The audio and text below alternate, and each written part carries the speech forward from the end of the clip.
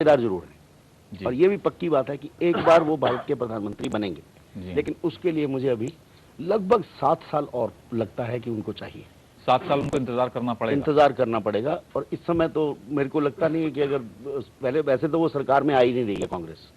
अच्छा, सरकार में कांग्रेस नहीं है, थर्ड फ्रंट आ रही है, तो पीछे से सपोर्ट करें तो मंत्री तो उनका बनेगा ही नहीं ना। तो ये एक ऑर्गेनाइजेशनल रोल जो है अगले 7 साल तक प्ले करेंगे। उषा जी, आप क्या कहती हैं राहुल गांधी की कुंडली के बारे में? देखिए, राहुल गांधी का आने वाला समय 2 साल के बाद मेरे हिसाब से बहुत अच्छा है। ये बिल्कुल मैं सहमत हूँ अशोक जी के, लेकिन अभी वो प्रधानमंत्री की उनकी वो जो बात कुंडली में जो एक योग बनता है वो इस समय नहीं चल रहा। तो अभी तो वो प्रधानमंत्री के पद के लिए उनका नाम नहीं आएगा, और बट आने वाले 2 सालों के बाद उनके चांसेस जो है वो बहुत ब्राइट हैं। जी, लखोटिया जी, आप राहुल गांधी के फोटो पर आपने अपना मेथड? बिल्कुल, राहुल गांधी जी की फोटो है मेरे पास। ये अपने जीवन में एक बार प्रधानमंत्री बिल्कुल बनेंगे। इन्होंने नहीं, हम इस बार की बात कर रहे हैं। किसकी? इस टर्म की बात कर रहे हैं। इस टर्म में नहीं बनेंगे ये। अच्छा, और बस इस टर्म में नहीं बनेंगे। आपकी बात का जवाब तो यही है। चेतन जी, आपने कुंडली देखी? आपके पास कुंडली है राहुल गांधी की? बिल्कुल, राहुल गांधी जी को चंद्रमा की महादशा चल रही है और चंद्रमा इनकी कुंडली में नीच का बैठा हुआ है। एक बात कहना चाहिए कि इन्होंने खुद ने भी स्वीकार किया कि मैं अभी परिपक्व नहीं हूँ। चंद्रमा नीच का इसकी महादशा के चलते प्रधानमंत्री का जो कैलिबर है ये खुद भी अपने आप को एक तरीके से उसके लायक नहीं मानते हैं। और कुंडली की जहाँ तक बात है कि इनको प्रधानमंत्री पद के लिए मैं सहमत हूँ एक तरीके से कि इनको काफ़ी लंबा इंतजार की जरूरत है। और वैसे भी कांग्रेस इस सरकार को लीड करने वाली नहीं है, इसलिए राहुल गांधी की तो प्रधानमंत्री बनने की बात खत्म हो जाती है। अजय जी, इनकी जो कुंडली है इसमें जैसा सब बता रहे हैं, राहु में, चंद्र में राहु है और चंद्र में राहु, मेरे को लगता है कि ये इस इलेक्शन के बाद और इस इलेक्शन के दौरान ये बहुत ही बढ़िया पॉलिटिकल लेसन लर्न करेंगे जो इनके बड़े काम आएंगे। अगर इन लेसन्स को जो सीखते हैं उसको ठीक से इस्तेमाल करते हैं तो आगे बहुत जाएंगे। और ये डिपेंड करेगा पहले क्या जो लर्न किया है उसको उस तरह से डिलीवर करते हैं। चलिए, इस बार नहीं कुछ, बहुत सारे नामों पर हमने चर्चा की है। हमने डॉक्टर मनमोहन सिंह जी, जो सबसे प्रबल दावेदार, डॉक्टर मनमोहन सिंह या लाल कृष्ण आडवाणी पर आप लोगों ने कहा कि कुंडली में ज्यादा इस वक्त दम लग नहीं रहा है, ज्यादा मजबूत कुंडली है नहीं। इसके अलावा बहुत सारे नाम, शरद पवार की कुंडली के बारे में हमने जाना, शरद यादव की कुंडली के बारे में जाना, रामविलास पासवान की, लालू यादव की, मुलायम सिंह की। अब सवाल यह है कि अगर ये तमाम लोगों की कुंडली जोर नहीं मार रही है, मजबूत नहीं है, तो आखिर वो ऐसा कौन सा चेहरा है, वो कहां छुपा हुआ है चेहरा वो जिसकी कुंडली में है प्रधानमंत्री पद का योग?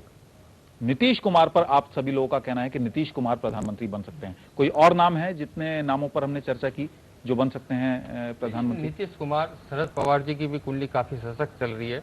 और रामविलास पासवान, राजनीतिक हालात में देखेंगे तो रामविलास पासवान अभी नजर नहीं आएंगे। बुद्धदेव भट्टाचार्य, हाँ, एक और कुंडली बुद्धदेव भट्टाचार्य की आपने बताया कि बुद्धदेव भट्टाचार्य की कुंडली काफी मजबूत हो सकती है। मेरे हिसाब से शरद पवार जी की कुंडली मुझे ज्यादा स्ट्रांग लग रही है, इनके चांसेस मुझे ज्यादा ब्राइट दिख रहे हैं शरद पवार जी के। हाँ। और दूसरी बात अब बोलिए कि बीजेपी की कुंडली काफी सशक्त चल रही है, यूपीए की कुंडली काफी सशक्त चल रही है। कहीं ऐसा भी हो सकता है कि वो कुंडली के सशक्तता के चलते अडवाणी की कुंडली की निर्बलता कहीं छुप जाए, तो हो सकता है कुछ दिनों के लिए आपने देखा अटल बिहारी वाजपेयी फ्लोर पे गए, दूसरी कुंडली पे हावी भी आ सकती है। बिल्कुल राष्ट्र की, मैं बार बार कहता हूं कि राष्ट्र की कुंडली पार्टी की कुंडली से ज्यादा वजनदार होती है। इसी तरह के पार्टी की कुंडली व्यक्ति की कुंडली से ज्यादा वजनदार होती है। पिछली बार भी ये होता है कि 13 दिन में एक तरीके से वो फ्लोर पे, हाउस पे एक तरीके से फेल हो गए थे। ऐसा भी एक फिनमिना देखने को इस देश को मिल सकता है। जी, लखोटिया जी, आप बताइएगा, आपके सामने बहुत सारे फोटोज आपने हैं, आपने बहुत, ये जो आपका मेथड है निकालने का, आपने सबसे ज्यादा स्ट्रॉन्ग कैंडिडेट कौन है? सबसे ज्यादा स्ट्रॉन्ग कैंडिडेट में नीतीश कुमार जी आ रहे हैं और सेकंड नंबर में मैं राजनाथ सिंह जी को कहूंगा। थर्ड नंबर पे मैं मनमोहन सिंह जी को रख सकता हूं, क्योंकि वो केवल बॉर्डर लाइन पे कहीं ना कहीं रहेंगे। लेकिन वहीं कांग्रेस की या क्या कहते हैं यूपीए ग्रुप की कहते हैं, मतलब जो मेरी डाउजिंग के हिसाब से कमजोर गिराने से, इसलिए वो फिर थर्ड लाइन पे, मतलब थर्ड ही पे रह जाते हैं। और मोटे तौर पे Nitish Kumar ji number 1, second number पर राजनाथ जी। मामी जी, आप बताइए सबसे स्ट्रॉन्ग कौन है? मैं स्ट्रॉन्ग कुंडली बोलने से पहले एक छोटी सी बात और कहना चाहता हूँ। देश की कुंडली में शुक्र की महादशा है और केतु की अंतरदशा है जो सितंबर तक चलेगी। शुक्र को बोलते हैं जमीनी ग्रह और केतु को बोलते हैं हवा का ग्रह। तो ये सारा इलेक्शन हवा के बेस पे हो रहा है। कई लोगों की हवा निकालेगा ये इलेक्शन और कुछ भी आसानी से तय नहीं होगा। शुरू में लगेगा कि एनडीए की सरकार बन रही है, लेकिन नहीं बनेगी। फिर लगेगा यूपीए ऐसे बना लेगा, मनमोहन सिंह आ जाएंगे, ऐसा नहीं होगा। फिर एक नया गठजोड़ होगा, उसमें एक नया चेहरा उभर के आएगा। क्योंकि चेहरे बहुत हैं, इसलिए किसी को पिन पॉइंट करना बड़ा मुश्किल है। लेकिन कुछ कुंडलियां बड़ी इंपॉर्टेंट हैं, जिसमें शरद पवार की कुंडली है, नीतीश कुमार की कुंडली है, पासवान की कुंडली तो हम बहुत पहले लिखे थे 96 में कि मंत्री रहेंगे 2014 तक, तो मंत्री तो इनका तय है। उसके अलावा कहाँ तक बात पहुंचती है, एक नाम बताइए सबसे ज्यादा फिर भी मेरे को strong- लगता है कि नीतीश और शरद पवार, और तीसरा तो कोई भी हो सकता है।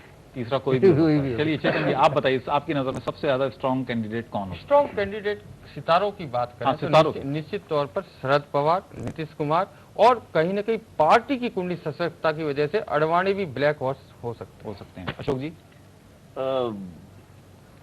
मजाक लगेगा अगर मैं उनका नाम ले दूंगा तो नहीं बताइए। Somnath Chatterjee Somnath Chatterjee can be a dark horse, can be A consensus candidate for the third front. लेकिन वो तो किसी उनकी पार्टी में कुंडली है नहीं मेरे, नहीं उनकी कुंडली है मेरे पास। ये 25 जुलाई 1929 का जन्म है, शाम को 4 बज के बहुत जद्दोजहद के बाद इनकी कुंडली मैंने पकड़ी। दूसरी कुंडली मैं लूंगा नवीन पटनायक जी, वो भी कुंडली स्ट्रांग है अगर पूर्व दिशा से देखूं। तीसरा नंबर नीतीश कुमार जी का। मैं एक व्यवहारिक रूप में कंसेंसस कैंडिडेट देख रहा हूं थर्ड फ्रंट का। उसमें सोमनाथ चैटर्जी की कुंडली जो है, ये कुंडली है एक्वेरियस राशि, और इस समय जो इनको दशा चल रही है वो सडननेस की दशा है, अचानक कुछ ना कुछ इनके भाग्य में हो सकता है। लेकिन जो हम देख रहे हैं कि इलेक्शन दोबारा होंगे, ये अवश्यम भावी होंगे, जून 2010 में ही होंगे, तो इसका मतलब यह है कि 2-4 महीने के लिए 2-4 प्रधानमंत्री तो बदलेंगे इनके बीच में। निशा जी आप बताइएगा सबसे ज्यादा स्ट्रॉन्ग कैंडिडेट आपकी नजर में? मेरे हिसाब से सबसे ज्यादा स्ट्रॉन्ग कैंडिडेट शरद पवार जी ही हैं। शरद पवार जी ही सबसे ज्यादा स्ट्रॉन्ग कैंडिडेट है, क्योंकि उनकी आने वाली दशा जो है वो एक, मैं कहती हूँ कि गॉड इज ग्रेट। सितारों की अपनी एक चाल होती है, अपना एक महत्व होता है, लेकिन एक जो डिवाइन एक पावर होती है वो भी कहीं ना कहीं इसमें एक रोल प्ले करती है। तो शरद पवार जी की कुंडली में मुझे ऐसा एक रोल दिख रहा है कहीं छुपा हुआ, जो पता नहीं कैसे सामने आ जाएगा, और उनके चांसेस मुझे बहुत ब्राइट लग रहे हैं। और दूसरे जो सबके साथ मैं सहमत हूँ कि नीतीश कुमार जी, और फिर उसके बाद अडवाणी जी का तो चांस मुझे बिल्कुल नहीं जितने लगता। लोगों के यहाँ पर नाम स्ट्रॉन्ग बताए हैं कि स्ट्रॉन्ग कैंडिडेट हो सकते हैं, उनके पास खुश होने का बहुत ज्यादा मौका है। लेकिन जिन लोगों के नाम या जिन लोगों की कुंडली यहाँ पर मौजूद ज्योतिषाचार्यों ने बताई है कि कमजोर है, इस बार वो प्रधानमंत्री नहीं बन सकते हैं, या कमजोरी कुंडली की कमजोरी की वजह से प्रधानमंत्री पद पर रुकावट आ सकती है, वो यही कह रहे होंगे कि देखिए पाते हैं उस शाख बुतों से क्या फैज। एक ब्राह्मण ने कहा है कि ये साल अच्छा है। किसके लिए ये साल अच्छा होगा, ये देखने वाली बात होगी। हमें इजाजत दीजिए, नमस्कार। आप सभी लोगों का बहुत बहुत शुक्रिया।